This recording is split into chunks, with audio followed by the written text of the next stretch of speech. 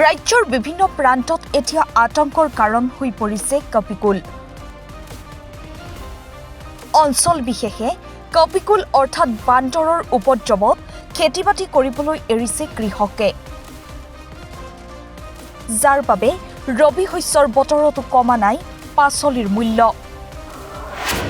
কপিকুলৰ সন্ত্ৰাসত ত্ৰাহি মধুসূদন সোঁৱৰিছে উত্তৰ গুৱাহাটী অঞ্চলৰ গয়াই। উত্তৰ গুৱাহাটীতো হুৰাহুৰে বৃদ্ধি পাইছে বান্দৰ। জাক জাক বান্দৰে সন্ত্ৰাস সৃষ্টি কৰি আহিছে বৃহত্তৰ অঞ্চলটোত। বৰ্তমান বান্দৰৰ এটা সন্ত্ৰাসবাদী দল হিচাপে ক'ব পাৰি। মানুহ ৰাতিপুৱাৰ পৰা গধূলিলৈ কোনো শান্তি থাকিব নোৱাৰে, কোনো নিশ্চিন্ত ঘৰ দুৱাৰ এৰি থৈ যাব নোৱাৰে। আমাৰ বৰ্তমান অসমৰ প্ৰতিখন ঠাইতেই বান্দৰৰ জনসংখ্যা ইমান বাঢ়িছে, আমাৰ বাৰীয়ে ঘৰে কোনো শস্য বা ফল মূল একো আমাৰ নাথাকা হৈছে, যাৰ ফলত আমাৰ অৰ্থনীতিৰ ক্ষেত্ৰত বহুতো ক্ষতি হৈছে। কপিকুলে কেৱল খাদ্য শস্যৰ বিনাশ কৰাই নহয়, ঘৰ দুৱাৰ সা সম্পত্তি সকলো ধ্বংস কৰিছে।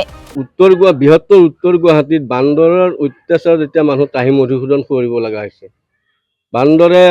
বান্দৰৰ কাৰণে মানুহে খেতি বাতি কৰিব নোৱাৰা হৈছে, শাক পাচলি কৰিব নোৱাৰা হৈছে, পাৰ হাঁহ পাৰ পুহিব নোৱাৰা হৈছে। আনকি গছত যিবিলাক বনৰীয়া চৰাই চিৰিকটি আছে সেইবিলাকৰো সংখ্যা হ্ৰাস পাইছে, কাৰণ বান্দৰে চৰাইবিলাকৰ কণীবিলাক খাই পেলাই।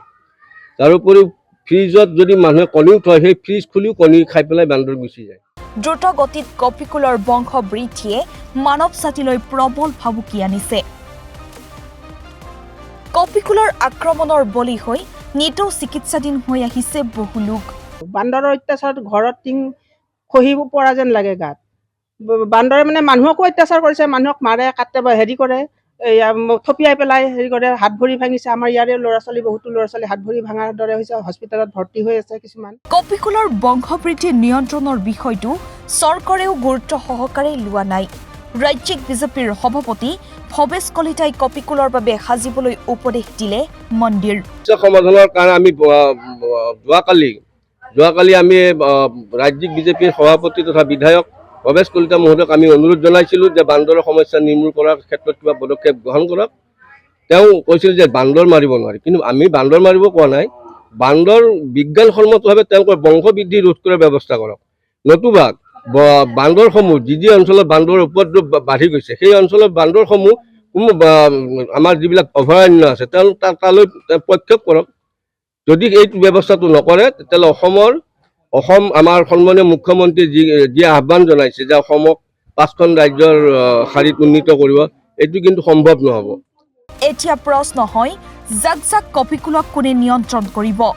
কপিকুলৰ বংশবৃদ্ধি নিয়ন্ত্ৰণ কৰাৰ বাবে চৰকাৰে ব্যৱস্থা ল'বনে? চৰকাৰে কি পদক্ষেপ লয়? ভাল পদক্ষেপ এটা ল'লে ভাল হয়। বিশেষকৈ বান্দৰৰ বংশানুক্ৰমৰ বিষয়ে আলোচনাটো কৰিলে ভাল হয়। তাৰ বিনিময়ত আৰু আমি এতিয়া কি ক'ম, বান্দৰৰ অত্যাচাৰত আমি থাকিব নোৱাৰা হৈ গৈছোঁ, আৰু জীয়াই থকাৰ পৰিৱেশ নোহোৱাই হৈ গৈছে উত্তৰ গুৱাহাটীত। নিউজ ডেস্ক ৰিপৰ্ট, দি নৰ্থ ইষ্ট।